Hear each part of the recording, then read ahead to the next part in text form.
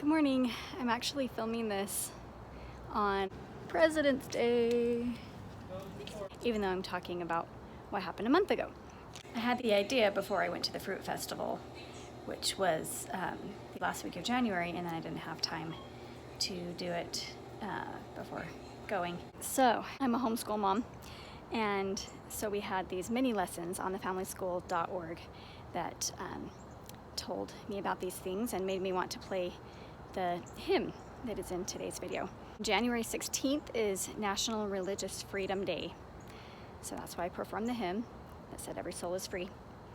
On January 16th, 1786, Thomas Jefferson created the Virginia Statute for Religious Freedom, and then the Virginia General Assembly adopted it, making the Church of England no longer Virginia's only recognized religion. And this is cool for me because I live in Virginia, as I have for our family has the last 3 years. The statute later became the basis for the First Amendment, which James Madison drafted a few years later in 1789. And I hope we appreciate the Pilgrims coming here in 1620. My ancestor William Bradford was one of them. To escape religious persecution, we appreciate the Founding Fathers, who knew that it was important to respect the rights of individual religious beliefs and church affiliation, whether you want to practice a religion or have no religion at all. And then one of the Founding Fathers, Benjamin Franklin, the very next day, January 17th, was his birthday. So Benjamin Franklin Day we can celebrate because he was born January 17th, 1706. So I guess that would have made him 80 years old when Thomas Jefferson created the Virginia Statute for Religious Freedom. And Benjamin Franklin was the 15th of 17 children. He had been born in Boston. And when you look at that hymn, on the credits for the text, it just says anonymous, circa 1805 in Boston. So I thought that was cool. And he went, I believe when he was 17, to Philadelphia, and so I've seen, when I've been to Philadelphia a couple of times now, he's buried there. And the Library of Congress website says Benjamin Franklin dedicated himself to the improvement of everyday life for the widest number of people.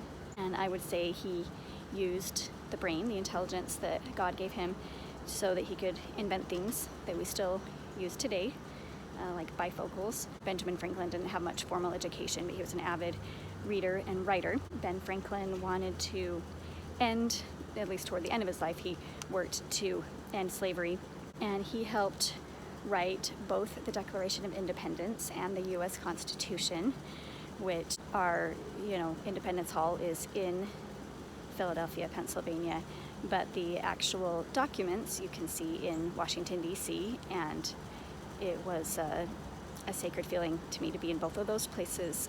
We took my mom to where the documents are in D.C., and we are taking my mother-in-law to Washington, D.C. today. And I guess that's all I was going to say about January 16th and 17th. Hope that you pay attention to the lyrics of the hymn, and as always, feel free to comment, like, share, subscribe, and thank you for being here.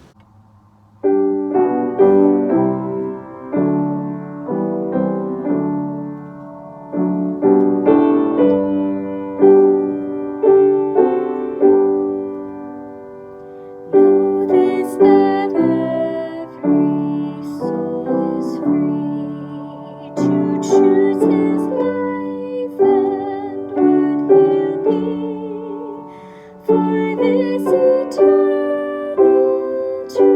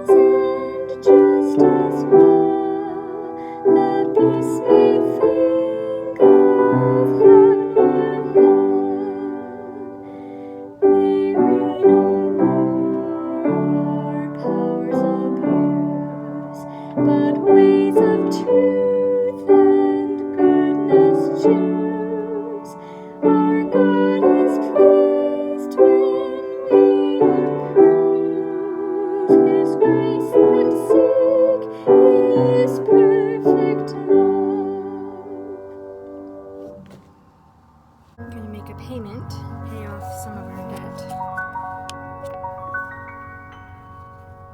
That's really cool looking, isn't it? Listening to the Gabriel Fauré CD.